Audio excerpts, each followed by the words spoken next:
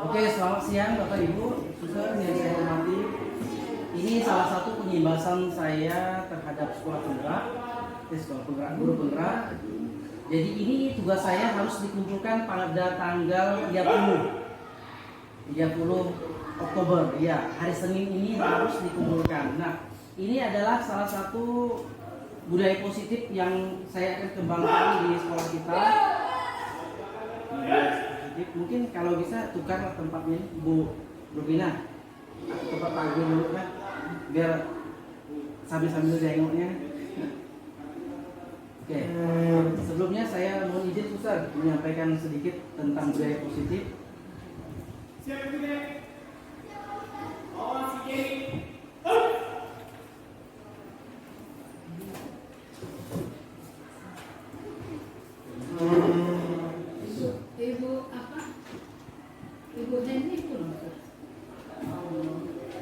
Ini budaya positif yang dikembangkan, digaung-gaungkan oleh Pak Ki Hajar Dewantara, bahwa budaya positif ini sangat bagus untuk kelangsungan di sekolah masing-masing.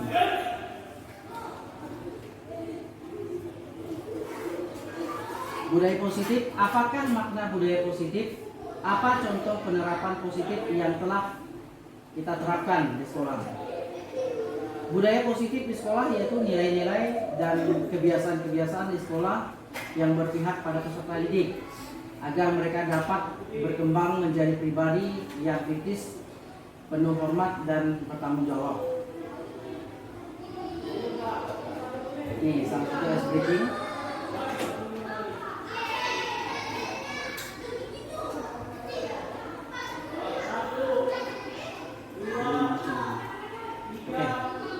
Kita tolong Bu Susanti membaca yang pertama ini. Silakan. Bacalah tulisan berikut di bawah ini dengan cerdas dan cermat. Silakan Bu Susanti. Yang bisa baca tulisannya. Hijau, merah, ungu, kuning, biru, hijau, kuning, merah, oranye, jingga, ungu, hijau, merah, putih, kuning, biru. Oke, sukses ya. Sekarang untuk Bu Agusta. Bacalah warna tulisan tersebut dengan cerdas dan cermat. Oke. Pink, hijau, kuning, hitam, putih, hitam, merah, biru, kuning, jingga, hitam, biru, hijau, ungu, oranye, hijau. Oke, jingganya masih salah ya, harusnya merah ya. Oke, coba Bu Domi. Sekali lagi Bu Domi, yang konsentrasi. Pink, hijau, kuning, hitam, putih, hitam, merah, biru, kuning, merah, hitam, biru, hijau, pink, oranye, hijau. Oke, terima kasih ya. Sukses ya. Salah. Pinknya ungu. Oh, pinknya berarti Miss GG, ayo coba sekali lagi Miss GG.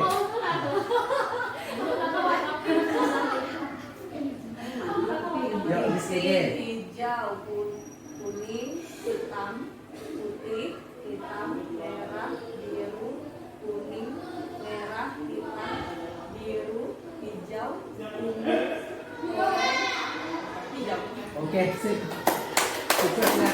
Ini kami kemarin ice breaking di Zoom itu memang beberapa teman itu memang tidak konsentrasi, apalagi kalau di jam siang ini kan ngantuk. Jadi memang susah konsentrasi. Oke, berikutnya. Ini pertanyaan pematik untuk kita semua. Setuju atau tidak setuju? Nomor 1, hukuman dapat mendisiplinkan anak. Gimana? Setuju atau tidak? Setuju, oke.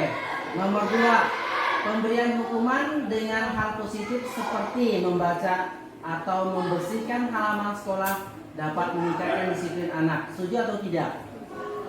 Setuju. Nomor 3, memberi penghargaan dapat meningkatkan motivasi belajar anak. Setuju, oke. Ini nanti akan kita kupas di slide berikutnya. Ini eksplorasi konsep, disiplin positif dan nilai-nilai kebajikan universal. Perubahan paradigma. Ini salah satu kepalan tangan Bapak Ibu. Kalau misalnya Bapak Ibu punya permata di tangan, terus Ibu genggam sekuat-kuatnya. Ketika ada pihak luar yang ingin memiliki kepala, isi dalam dari kepala itu, apakah Bapak Ibu memberikan atau tidak? Apa? Tidak. Oke. Kalau tidak, nanti kita bahas lagi berikutnya di slide berikutnya. Nih, perubahan paradigma teori kontrol, teori pilihan. Pertama, ilusi guru mengontrol murid. Ilusi bahwa kritik dan membuat orang merasa bersalah dapat menguatkan karakter. Ilusi bahwa semua perbuatan positif efektif dan bermanfaat. Ilusi bahwa orang dewasa memiliki hak untuk memaksa. Ini salah satu teori kontrol. Ini Bapak Ibu. Stimulus, respon ini yang tadi, yang kita genggam di dalam telapak tangan tadi, ada teori kontrol. Yang pertama, kita mencoba mengubah orang agar berpandangan sama dengan kita. Teori kontrolnya, kita berusaha memahami pandangan orang lain tentang dunia. Ini salah satu teori kontrolnya. Nih, disiplin positif. Anda tidak bisa mengontrol orang lain, hanya Anda yang bisa mengontrol diri Anda. Ini termasuk teori kontrol itu oleh Dr. William Gleason. Mungkin tidak kelihatan, saya bacakan saja. Semua perilaku memiliki tujuan. Model berpikir memang berkolaborasi menciptakan pilihan-pilihan baru. Ini salah satu disiplin positif yang dikembangkan oleh teori kontrol oleh Dr. William. Disiplin adalah dari bahasa Latin ya, disiplin yang artinya belajar. Makna asal dari kata ini berkonotasi dengan disiplin diri dari murid-murid Socrates dan Plato. Nah, ini salah satu makna disiplin yang dikembangkan. Ini adalah nilai-nilai kebajikan.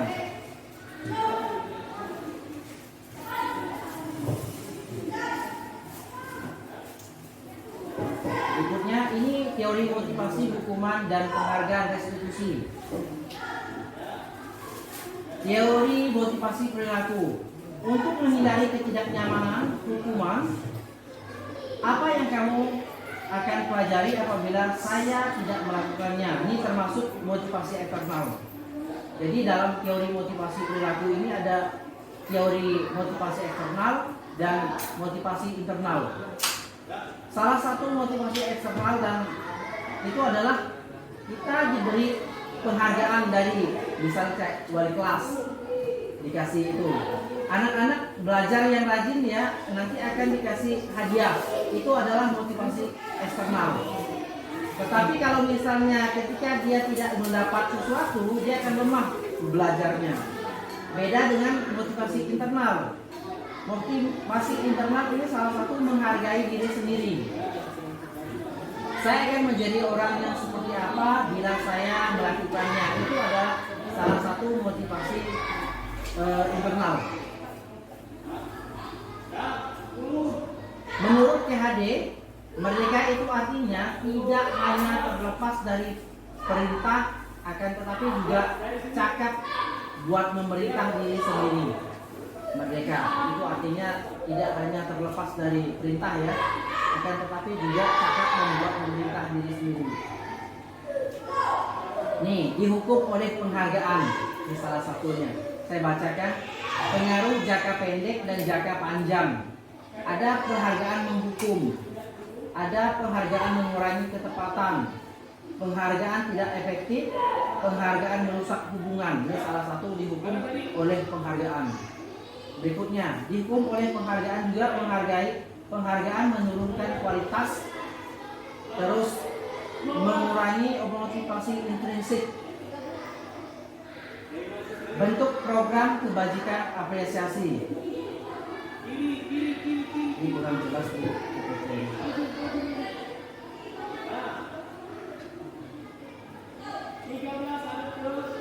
Ini contoh pengakuan apresiasi kebajikan. Contoh pengakuannya apresiasi kebajikan yang kita akan kembangkan. Terus tindakan guru. Ini ada pertanyaan dari beberapa slide ini.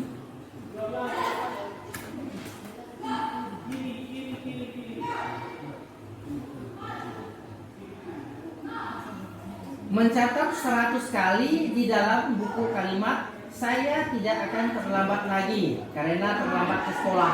Ini termasuk hukuman atau konsekuensi? Mencatat 100 lembar 100 kali di dalam buku kalimat. Bapak Ibu, ini termasuk hukuman atau konsekuensi? Hukuman, oke. Nomor 2, lari mengelilingi lapangan basket 2 kali karena terlambat hadir di sekolah. Ini termasuk hukuman atau konsekuensi? Hukuman. Murid diminta untuk push up 15 kali karena tidak menggunakan masker ke sekolah. Hukuman. Menggantikan kertas tugas teman yang telah dicoret-coret. Konsekuensi, oke. Membersihkan tumpahan air di meja tulis karena tersenggol pada saat belajar. Konsekuensi. Murid disuruh untuk tidak menggunakan sepatu seharian di sekolah karena tidak menggunakan sepatu hitam. Hukuman. Lari mengelilingi lapangan basket 2 kali karena terlambat 10 menit untuk pelajaran PJOK. Ini termasuk hukuman. Oke, sekarang kita lihat slide berikutnya. Ini apakah jawaban Bapak Ibu benar semua atau ada yang bolong? Nah, nih. Yang pertama adalah hukuman, yang kedua hukuman, yang ketiga adalah hukuman. Menggantikan kertas tugas itu kayak konsekuensi. Terus membersihkan tumpahan air juga konsekuensi. Murid disuruh untuk tidak menggantikan sepatu seharian di sekolah karena tidak menggunakan sepatu itu adalah hukuman dan konsekuensi. Ini berikutnya. Ini kurang jelas di sini.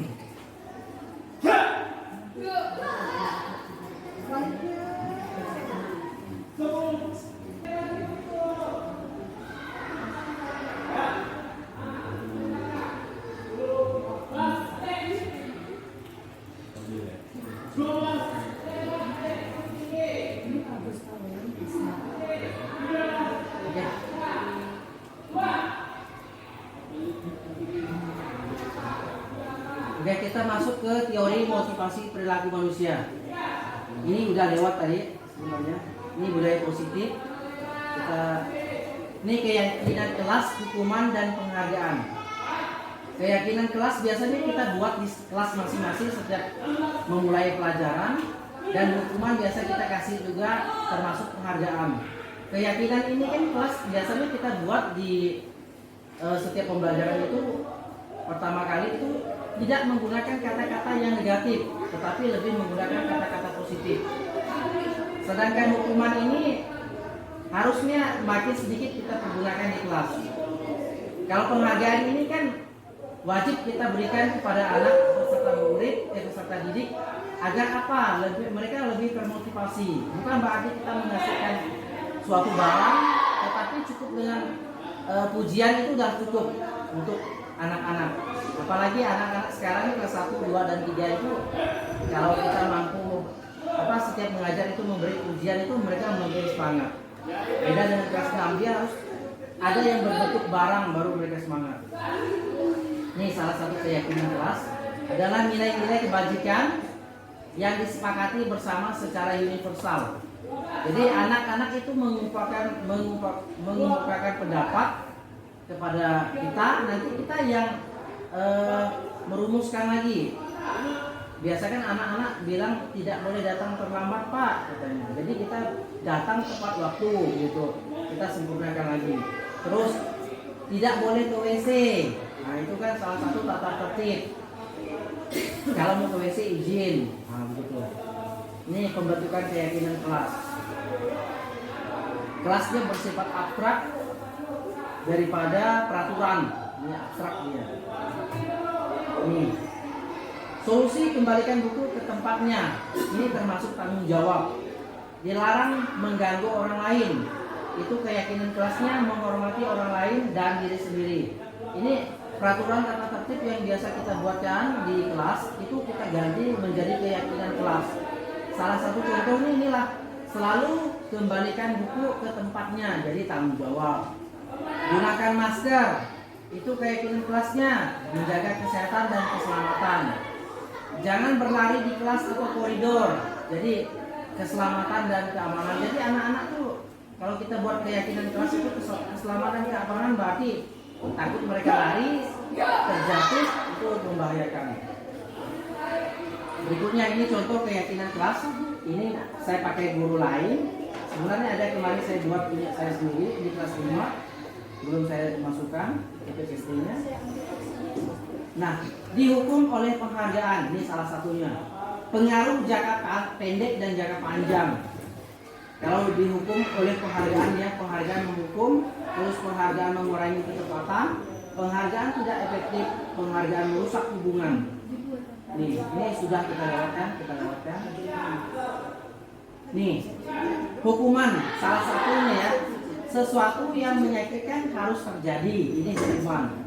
Sedangkan konsekuensi adalah sesuatu harus terjadi.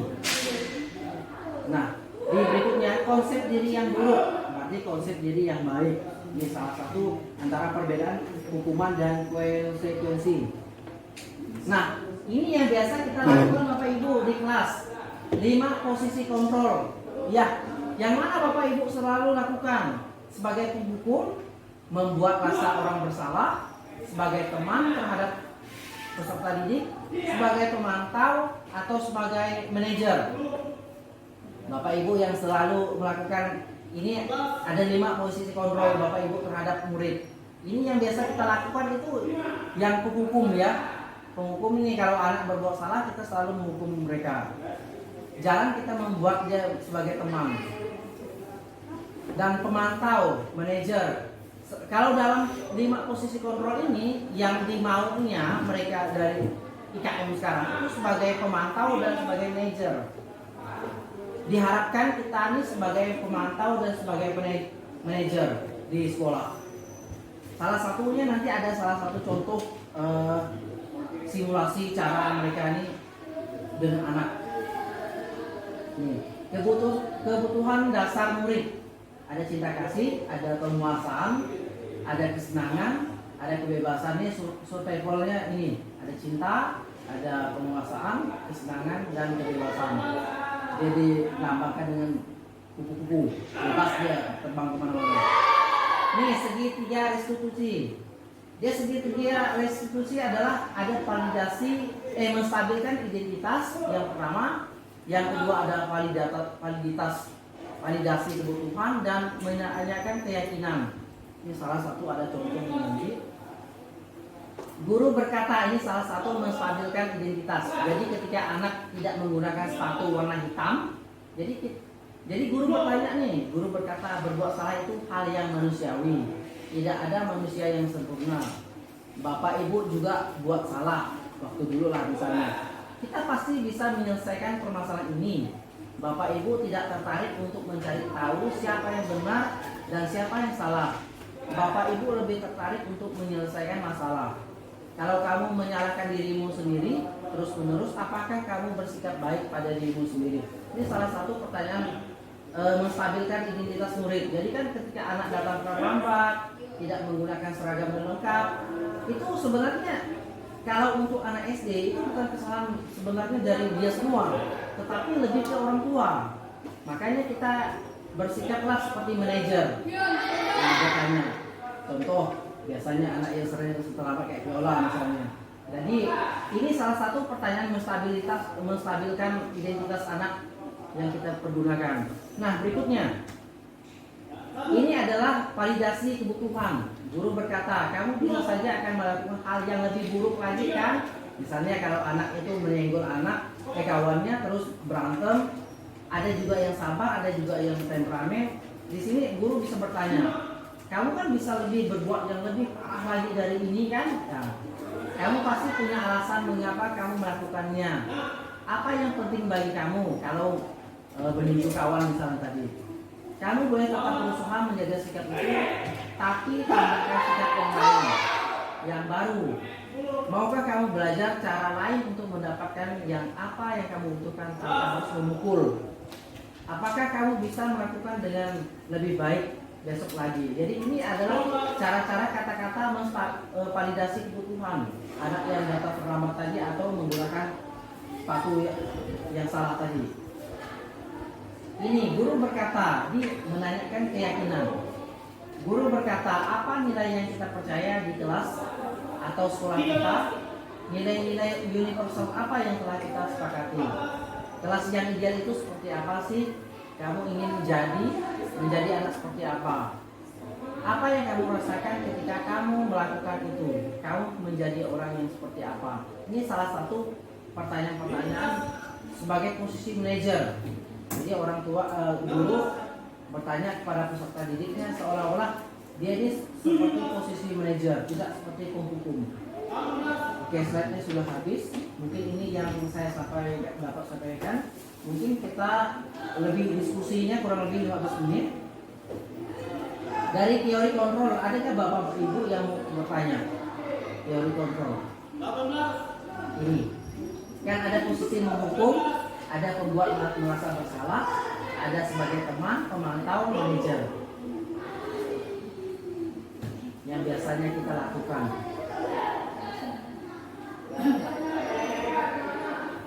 Lima posisi kontrol. Yang saya selalu menggunakan rumus ini ya, rumus menghukum ya ketika di kelas. Tetapi dengan adanya pengimbasan seperti ini, sebaiknya diharapkan ke depannya kita lebih ke posisi teman, pemantau, dan manajer. Kedepannya kita seperti itu. Jadi setelah ada elaborasi pemahaman konsep ini, kita lebih ke arah manajer yang lebih bagus. Mungkin ada guru Tina, biasanya gimana nih? Tidak menutup kemungkinan kita selalu menghukum anak, ya wajar. Karena kalau misalnya kesalahan itu berulang-ulang. Tetapi setelah kita mengetahui 5 posisi kontrol ini, sebaiknya kita sebagai posisi teman, pemantau, dan manajer lebih banyak mengajukan pertanyaan-pertanyaan kalau manajer. Salah satu contoh ketika anak datang terlambat, kan kita nggak langsung kita marahkan langsung tanpa bertanya apa-apa. Biasanya kan kita seperti itu, kita just anak itu langsung to the point aja kata orang. Padahal kita nggak bertanya dulu. Nah, yang dimaksud itu adalah manajer ini, kita bertanya kepada anak yang datang terlambat. Nah, kenapa kamu datang terlambat? Ini udah jam berapa? Itu adalah pertanyaan posisi manajer. Kalau posisi menghukum, kita langsung kita panggil, langsung kita bentak, kita hardik dia. Itu sama dengan posisi penghukum. Ada juga guru sebagai posisi pembuat orang merasa bersalah. Ada pertanyaannya. Di situ ada di PMM itu ada. Saya buka di disiplin positif. Cari dibuka di webinar itu disiplin positif. Ada pertanyaan-pertanyaan tematik di anak peserta. Pembuat merasa bersalah. Contohnya begini. Pembuat orang merasa bersalah. Ini contohnya nih. Ketika Denis misalnya datang terlambat. Aduh Denis, ngapa kamu datang terlambat terus-menerus? Nanti kalau saya dimarahin kepala sekolah karena tidak bisa mengurus kelas kamu nih, selalu datang terlambat, bagaimana ibu? Nanti ibu enggak atau bapak enggak naik pangkat. Nah itu salah satu membuat orang merasa bersalah. Jadi ketika misalnya saya nih tidak naik pangkat GD misalnya, gara-gara Denis misalnya, itu adalah pertanyaan-pertanyaan untuk membuat orang merasa bersalah. Tetapi kalau untuk 5 posisi kontrol yang teman, kita lebih seperti ini, lebih banyak ngobrolnya sebagai teman. Dia kita kalau dengan kawan kan ngobrolnya santai. Sama juga pemantau, menghitung dan mengukur. Nah ini lebih mengukur dan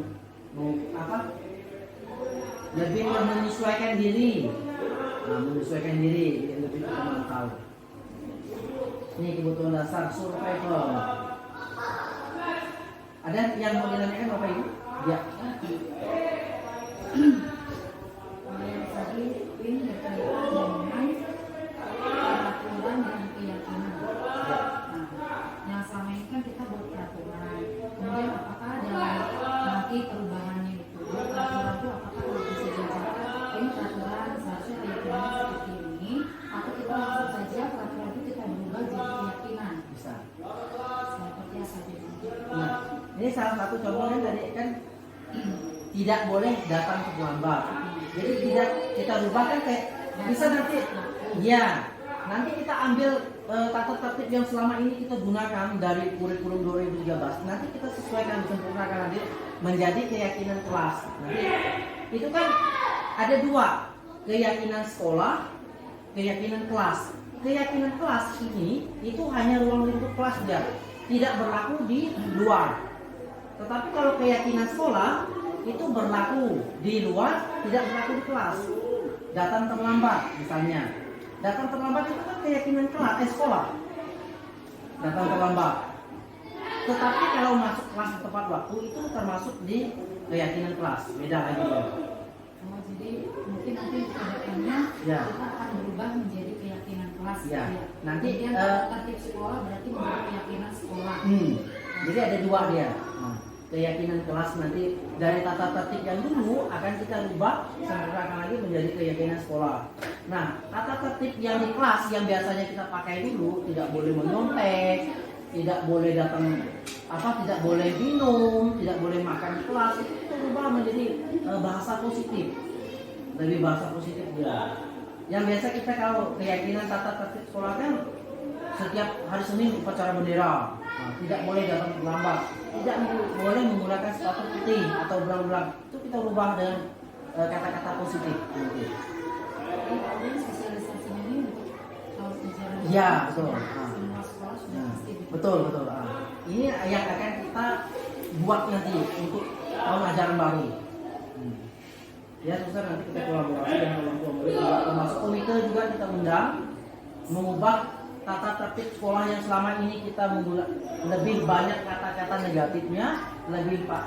Jadi dirubah menjadi kalimat positif. Ya. Ini Pak, tentang ini. Ini kan tentang terlambat atau apa? Kalau tentang itu bukan tidak di ada tambahannya atau bagaimana keterangan deskripsinya? Kalau misalnya mengganggu teman gitu, Tidak boleh mengganggu teman ya.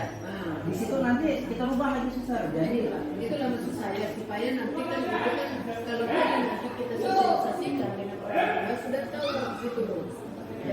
Dan bersama dengan misalnya kalau boleh juga sosialisasi kepada orang tua, sosialisasi tentang anak kepada anak secara menyeluruh gitu. Itu saran saya sih. Kalau tidak ada perbedaannya. kalau ini kan kita gaung-gaungkan ini kan baru-baru ini yang kita dapatkan ini. Kalau ini kan tidak serta-merta diterima mentah oleh orang tua murid, karena memang bahasa ini agak susah dicerna. Apalagi kita hanya baru dengar. Nah, sama juga di tata tertib itu kan setiap membawa kendaraan bermotor wajib menggunakan helm. Kalau tidak bawa helm kan ditilang. Nah, kalau di keyakinannya, di budaya positifnya, setiap pengendara motor menggunakan helm demi keselamatan. Jadi keselamatan di situ yang digaungkan. Kalau tidak menggunakan helm kan nanti jatuh pecah kepala misalnya. Sedangkan di budaya positifnya itu keselamatan disebut di situ. Ada lagi Bu Yo? Ada yang mau ditanyakan? Bu Yolanda? Ini baru dapat Bu ini. Sebelum saya tutup diskusinya, Bu Agusta, cukup ya. Oke, kalau tidak ada pertanyaan dari Bapak Ibu, saya akhiri. Terima kasih atas bantuan. Paling tidak ini sudah ada 90% nih tugas yang saya sudah dapat di Guru Penggerak. Jadi tinggal saya masukkan ke Canva, gabung lagi dengan segitiga diskusi yang saya buat dengan anak kelas 6. Jadi saya satukan menjadi minimal 1 jam. Tugas ini sebenarnya 1 jam. Saya menjelaskan ini harusnya 1 jam Bu. Ini kurang lebih 30 menit ya. Hampir ya, kurang 5 menit lagi baru 1 jam. Jadi nanti saya akan menggabungkan dengan kegiatan-kegiatan anak yang di kelas, membuat keyakinan kelas bersama-sama di kelas 5. Oke, terima kasih Saudara, teman-teman atas dukungannya. Selamat sore, selamat siang.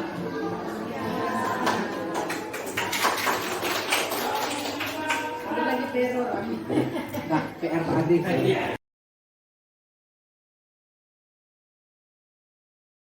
Tepuk motivasi dulu ya. Tepuk semangat.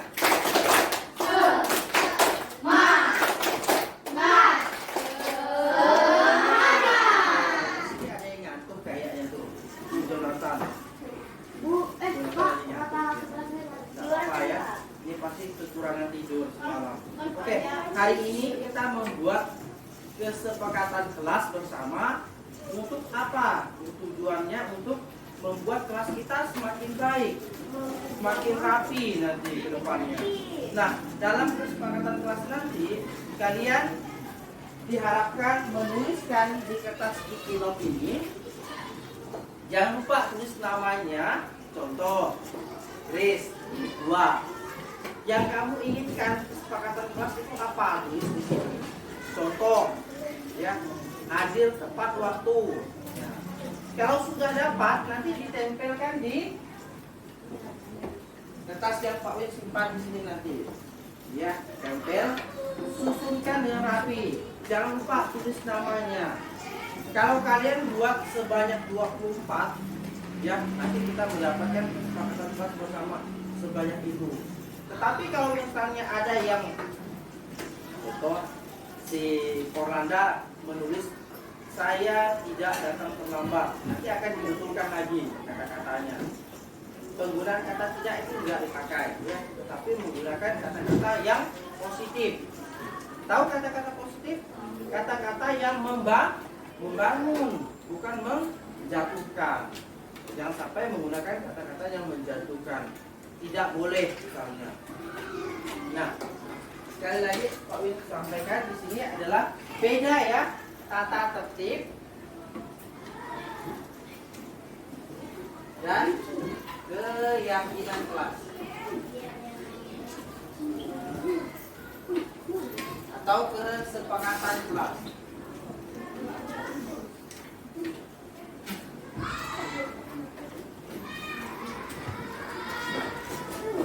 Nanti kertas kalian akan Pak Win golongkan di sini. Nah, nanti tempelkan dulu di sini. Setelah itu baru kita rumuskan di kertas berikutnya. Nah, gitu. Nanti kita pilah-pilahkan. Sampai di sini ada pertanyaan? Tidak ada. Oke, Pak Guru kasih kertas kecilnya. Coba ambil satu, putar. Ambil satu, putar. Ya, kalau masih kurang, berarti temannya harus menulis di situ. Punya pulsa ada nggak? Oke, punya pulsa masih ada.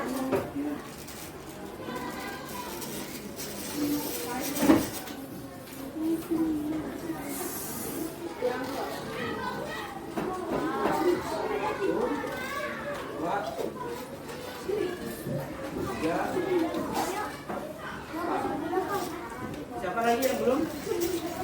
Silakan.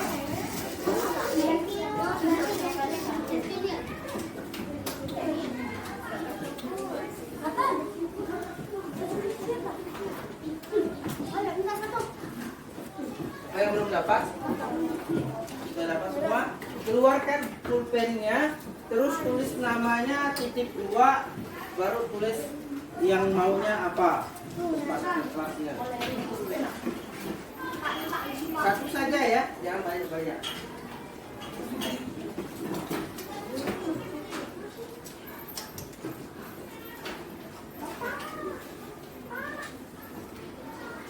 Tidak apa-apa, bukan?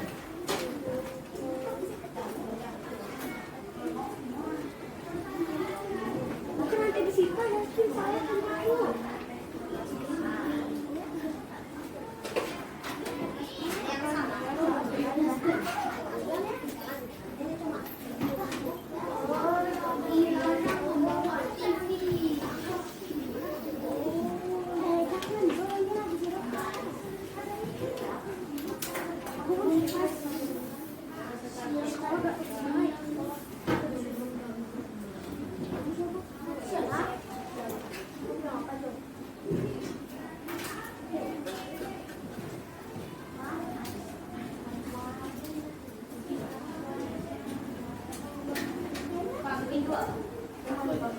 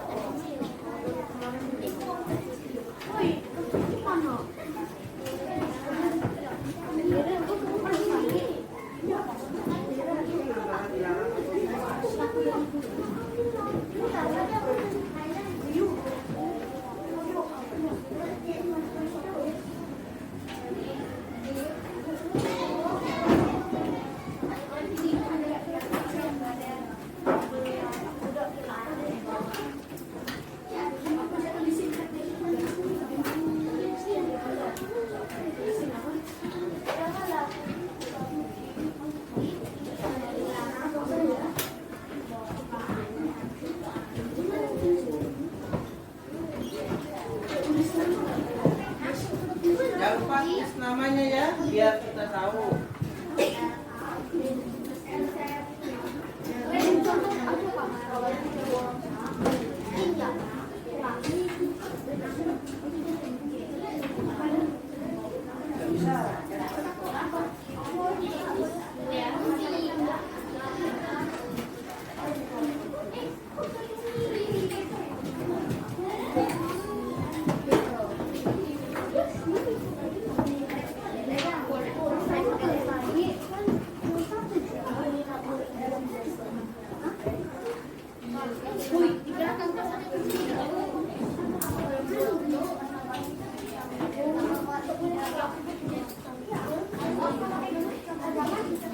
Yang sudah menulis tempel ya di sini ya. Nanti Pak Win yang tentukan di mana letaknya.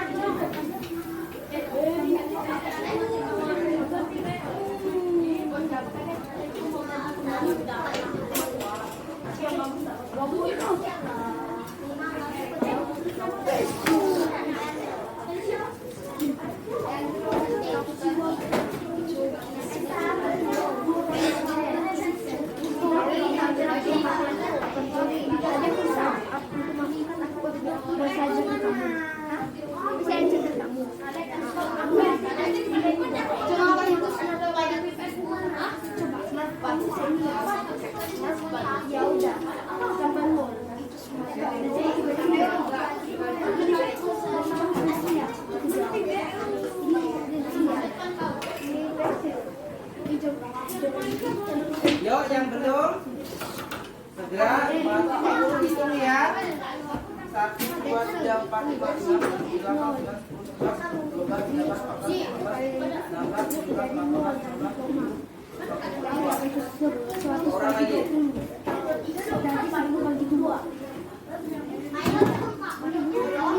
Oke, satu orang lagi.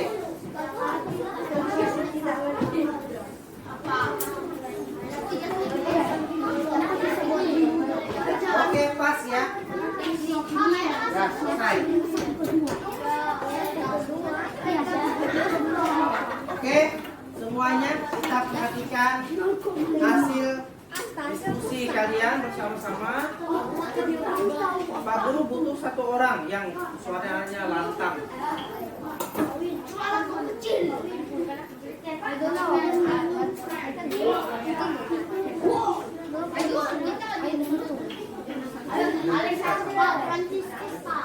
Oke, yang suaranya lantang biasanya si bisa aja.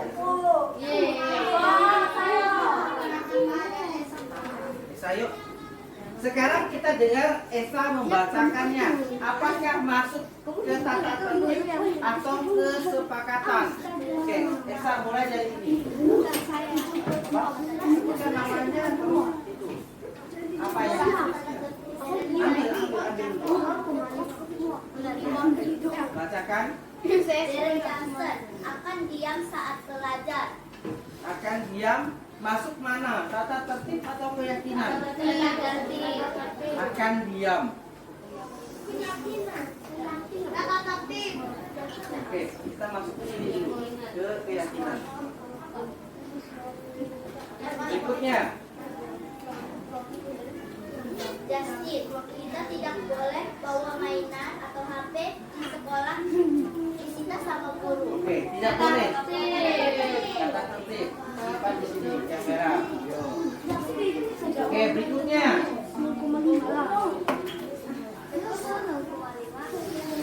Christian, mengumpulkan tugas tempat waktu. Sip, bagus. Tepuk tangan untuk Christian.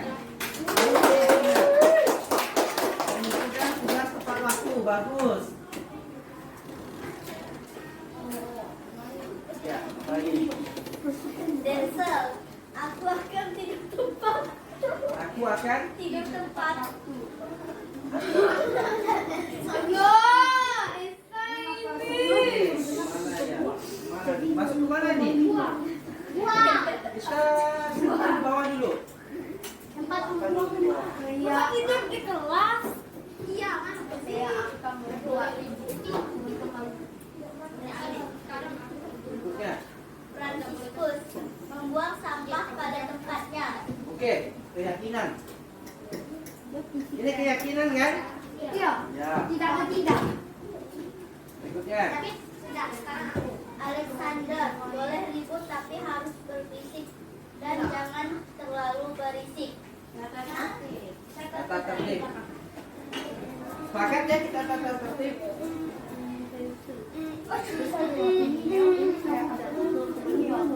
Jesse datang ke sekolah tepat waktu. Ya, keyakinan.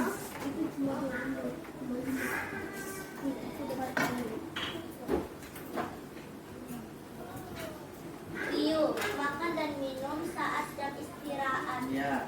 Masuk mana nih? Keyakinan.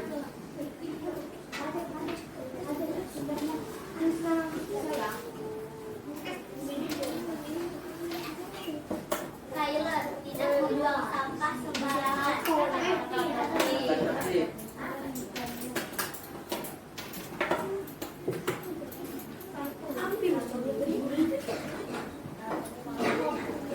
Felicia jangan makan di kelas.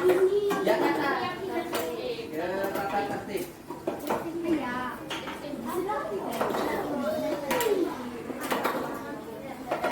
Leandro tidak boleh berisik di kelas, harus dengan guru.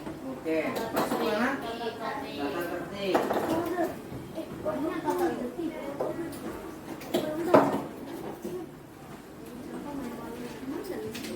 Gabriela datang awal ke sekolah.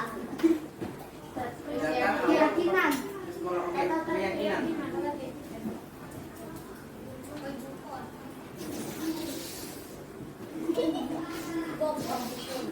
Carol pikirlah mengikuti jadwal tiket. Lah. Ikut jadwal tiket. Oke, masuk keyakinan.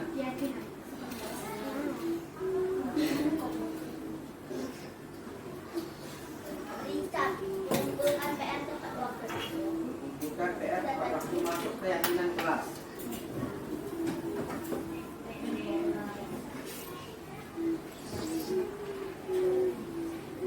Nathaniel mengerjakan ulangan sendiri. Ya, mandiri ya. Masuk kemana? Keyakinan.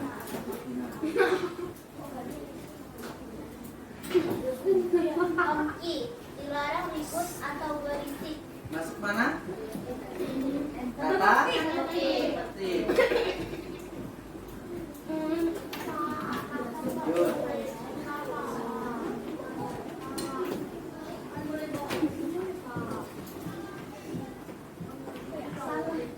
Ini dilem ya kayak gini. Dan tidak apa-apa. Jason makan dan minum di jam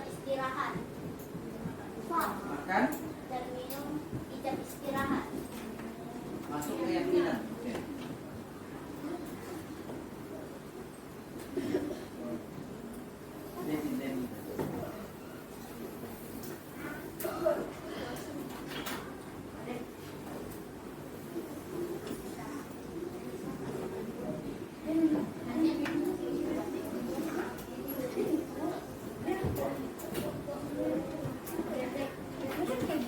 Darren tanggung jawab menjaga buku dipinjam di sekolah.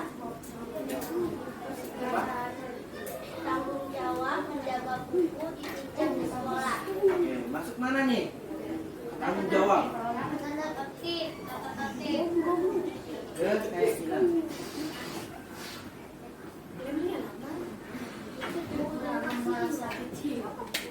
Kadek, Ya. tepat waktu. Ya, bilang. Berikutnya. Selin, jangan pilih-pilih teman. Masuk mana nih? Jangan pilih teman. Tanda tertib.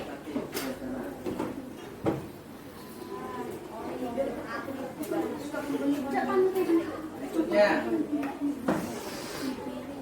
Bisa mengerjakan dan mengerjakan tugas dengan tepat waktu dan Ya, tepat. masuk mana nih? Keyakinan.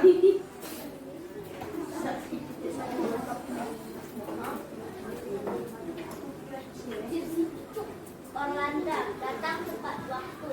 Ya, mana nih? Keyakinan. Keyakinan.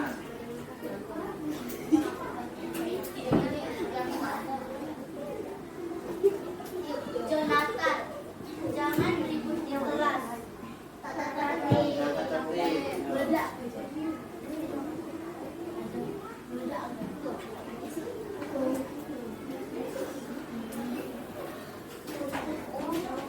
Karista, harus ke kelas tepat waktu. Harus ke kelas tepat waktu. Keyakinan.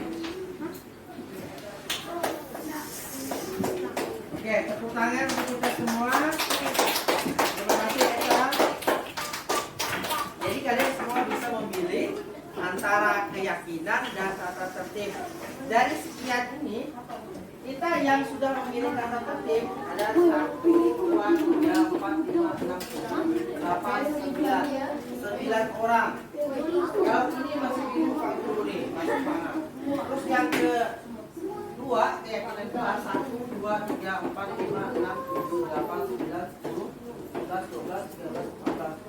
14 keyakinan kelas yang kita dapat pada hari ini. Nah, ini yang kita mau terapkan setiap pelajaran olahraga. Setiap pelajaran PJOK, ini yang kita terapkan. Nah, keyakinan kelas yang dibuat dengan guru yang lain, kalau sama yang tetap kita terapkan, kecuali yang berbeda. Tapi Pak Wen yakin, keyakinan ini tetap kalian buat seperti dengan wali kelasnya dan guru mapel yang lain. Nah, ya, oke. Berarti nanti ini akan Pak Win ketik. Pak Win ketik nanti di Canva, nanti akan Pak Win bagikan di kelas 5 bahwa kesepakatan kelas yang kita akan terapkan di sini adalah ini ya. Saya akan membuat teman-teman bilang. Ini masuk mana nih?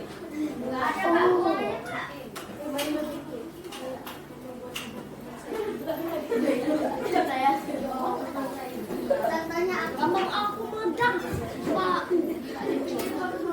Hei, Terima kasih Melo atas coretanmu.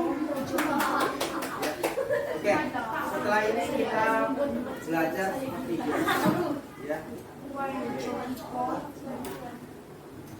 Oke, sekarang buka buku PJOK ya.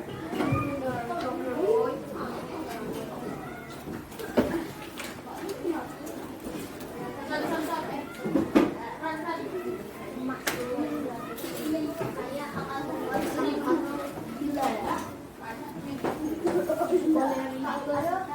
hari ini kalian nggak bawa buku pelajaran.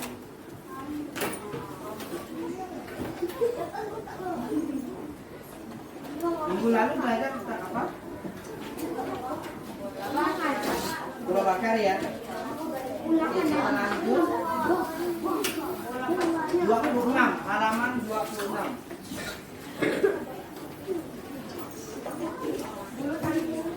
Ya.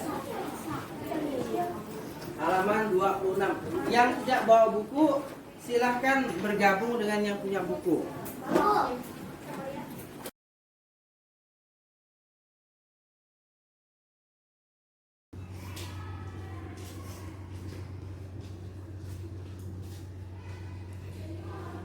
Pak, saya mau ngomong Pak.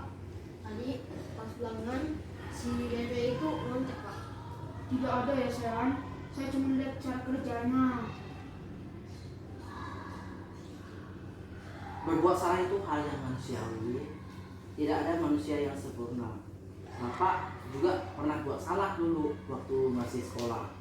Ya, Bapak hanya ingin tertarik mencari permasalahan saja. Kalau kamu menyalahkan dirimu sendiri terus-menerus, apakah sikapnya baik menurut kamu? Tidak Pak. Tidak baik ya. Iya. Kamu bisa kan melakukan hal yang lebih buruk terhadap Rere, Christopher? Bisa lah Pak. Kalau saya nunggu dia. Tapi kamu tidak melakukan kan? Tidak. Oke. Apa yang penting bagi kamu kalau melakukan hal seperti itu? Kayaknya Jika kamu ninju Rere misalnya terjadi tadi, baik tidak untuk ninju? tidak Pak. Tidak kan? Iya. Kamu boleh tetap berusaha menjaga sikap seperti itu karena hal seperti itu kan baik. Nah, maukah kamu belajar cara lain untuk mendapat yang kamu butuhkan tanpa harus memukul? Apa kamu bisa melakukan dengan baik secara besok lagi? Bisa. Oke. Nah, Kak Guru mau tanya nih, hal apa yang kamu dapatkan dalam kegiatan tadi? Seperti menyontek tadi. Hal yang tidak baik kan? Apakah baik menurutmu? Tidak baik. Nanti kita buat sepakati di kelas apa yang tidak bisa dilakukan di kelas seperti apa yang ideal. Menurut kamu kelas yang ideal, harapanmu gimana kelasnya? Kelasnya aman, damai dan tentram Pak. Oke, baik. Apa yang kamu rasakan ketika kamu melakukan itu? Saya kesal. Kamu menjadi orang seperti apa setelah kejadian seperti ini? Kamu mau memaafkan Christopher? Terima kasih ya. Nanti kedepannya kita buat kesepakatan kelas biar makin hari makin baik di dalam kelasnya. Oke, terima kasih ya. Iya Pak. Sentero dan Christopher. Kedepannya tetap baik kan ya? Iya Pak. Oke. Kak, Pagi, nama saya Alexander Sentero Pridiko dari kelas 6. Saya senang berdiskusi dengan Pak Win tentang keyakinan kelas. Dengan diskusi, saya dapat menemukan hal yang baik. Saya juga lebih sabar terhadap teman sekelas. Dengan sabar, saya akan menjadi lebih baik lagi. Selamat pagi. selama pelajaran kejauhan kamu sering lupa bawa LKS-nya. Kenapa?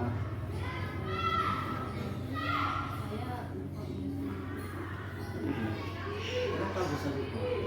Kemarin malam saya pergi ke rumah keluarga. Menurut kamu kalau tidak membawa buku LKS, kesalahan tidak?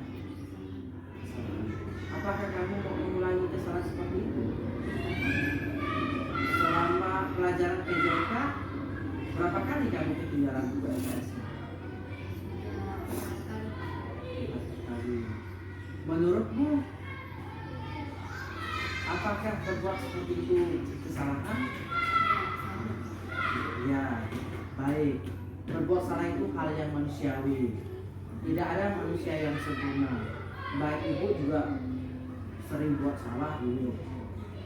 Kita pasti bisa menyelesaikan permasalahan ini.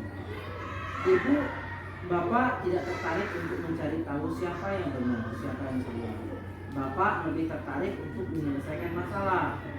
Kalau kamu menyalahkan dirimu sendiri terus-menerus, apakah sikap kamu benar? Tidak. Kamu bisa saja kan melakukan hal yang lebih buruk atau tidak datang ke sekolah sama sekali, bisa kan? Nah, apalagi sekarang kalau memang tidak mau belajar di sekolah, tidak tidur di rumah kan? Oke. Apa yang penting bagi kamu? dengan tidak membawa buku? Penting tidak? Tidak kan? Kalau kamu menganggap penting, berarti kamu tidak membawa buku terus menerus kan? Maukah kamu belajar cara lain untuk mendapatkan yang kamu butuhkan tanpa seperti meninggalkan buku LKS ini? Apa kamu bisa melakukan dengan lebih baik besok pagi dengan setiap pelajaran PJOK kamu bawa buku LKS-nya? Bisa? Baik. Saudara, apa nilai yang kamu yakini di kelas dengan tidak membawa buku LKS? Ada nggak nilainya? Kelas seperti apa yang kamu harapkan di pelajaran PJOK?